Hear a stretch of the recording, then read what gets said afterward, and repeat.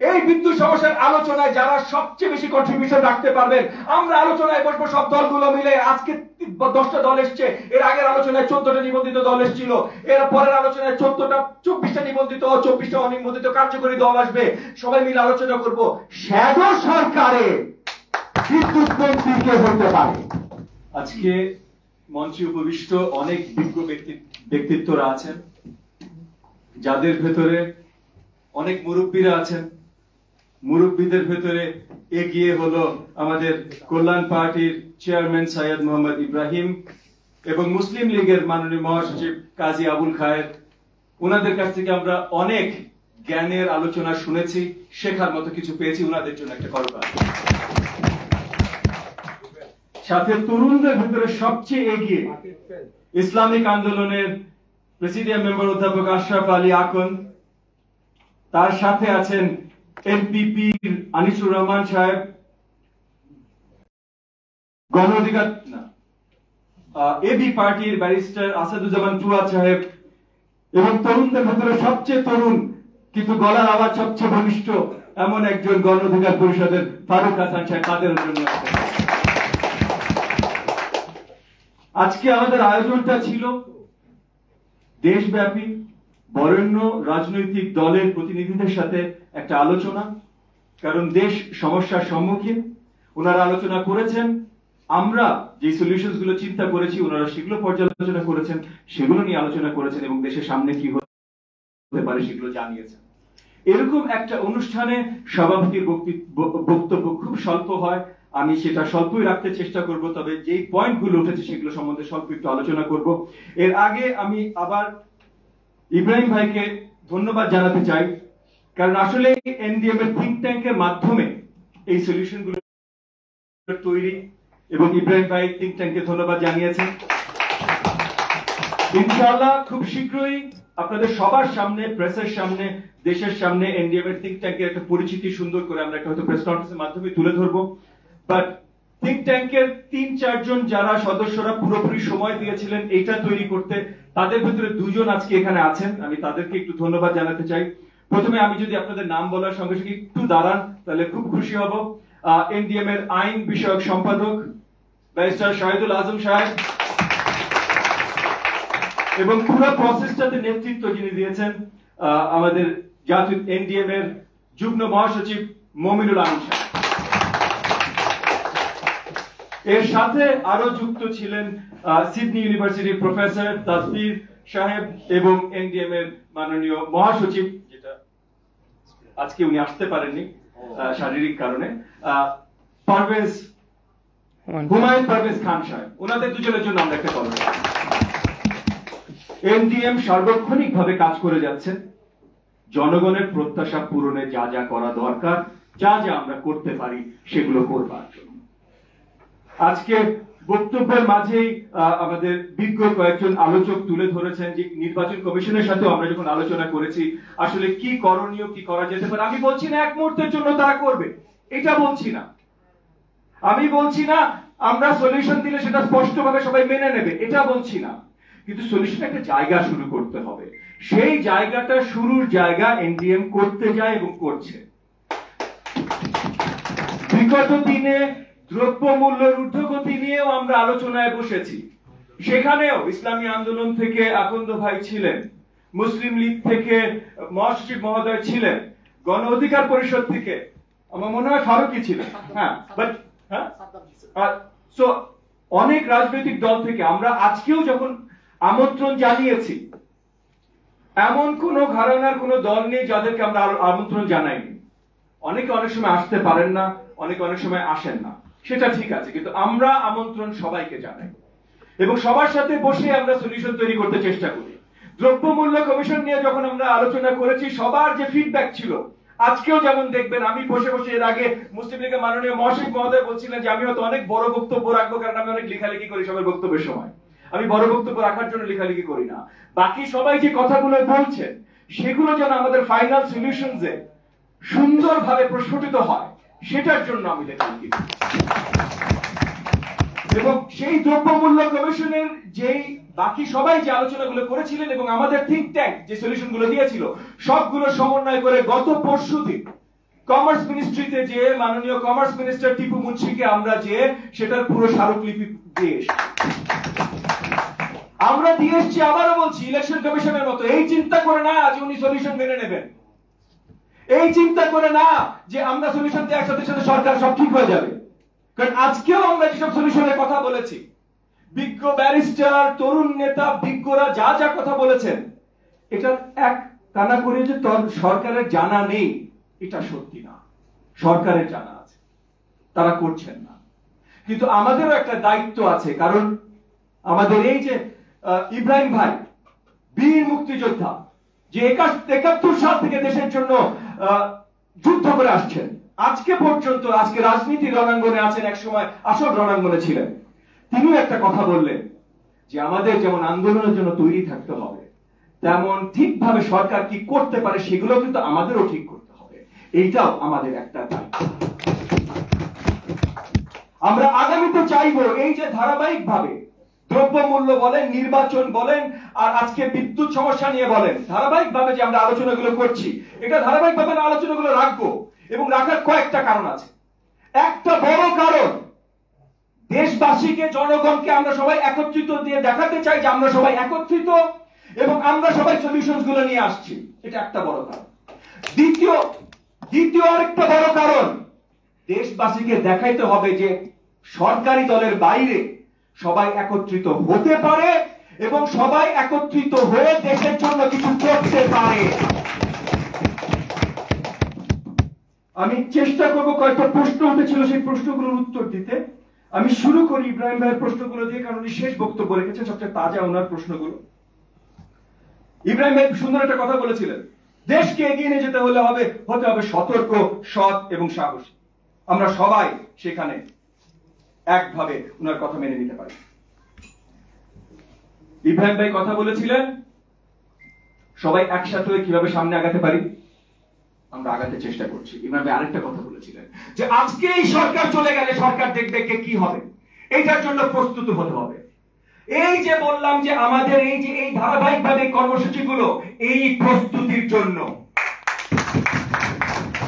আজকে যদি সরকার পরে না পড়লো, কালকে যদি সরকার পরে না পড়লো, যেই দিন সরকার পড়বে এই দেশের রাজনৈতিক মণ্ডলে সেই সিস্টেম থাকতে হবে, আমাদের সেটা তৈরি করতে হবে যেন সরকার ধরা যায়।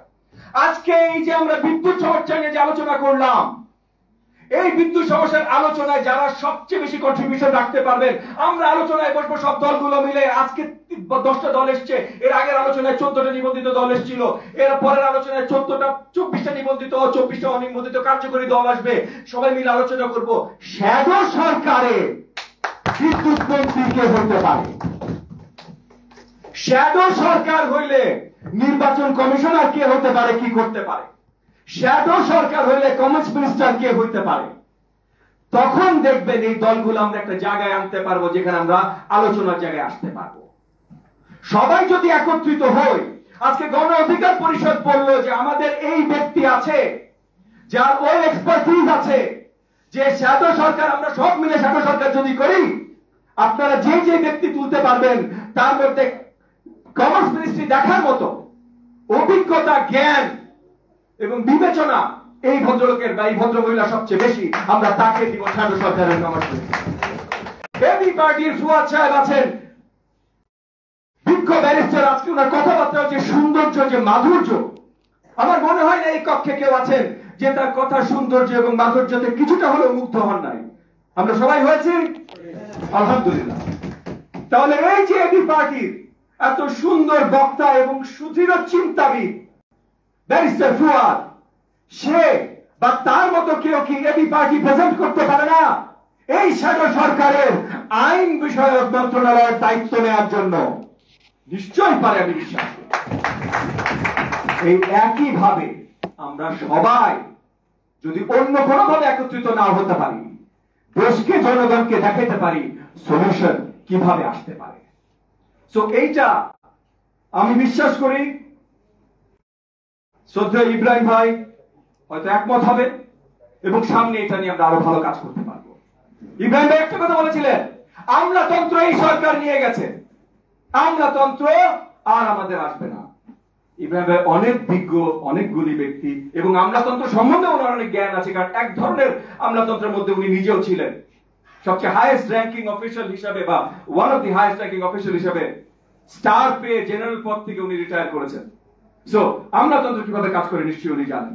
তবুও আমি একটা এক্সট্রা কথা বলছি, অনেক সরকার অনেক দেশে অনেক দিন ধরে থাকে, তারা যখন থাকে পুরা আমলাতন্ত্র তারা ঢালার মতো নিজের লোক দিয়ে সাজায়, কিন্তু এক মুহূর্তের জন্য ভুলে গেল হবে না, যেই পার্টির ব্যাচই আমলাতন্ত্র লাগা তারা চাকরি টাকা না দিয়ে পায় নাই, ওই টাকাটা এই পার্টি নিয়েছিল।